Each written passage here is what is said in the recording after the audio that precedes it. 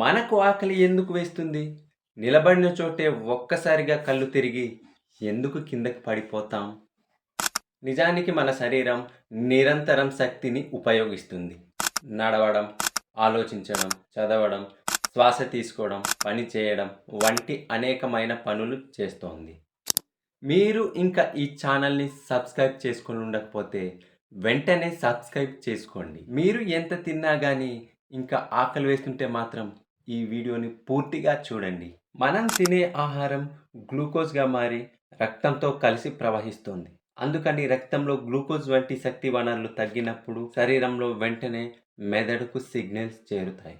గ్రాలిన్ అనే హార్మోన్ ఆకలి భావనను పెంచడంలో ముఖ్యమైన పాత్ర పోషిస్తుంది. మెదడులోని హైపోథాలమస్ ఈ సంకేతాలను సమన్వయం చేస్తుంది.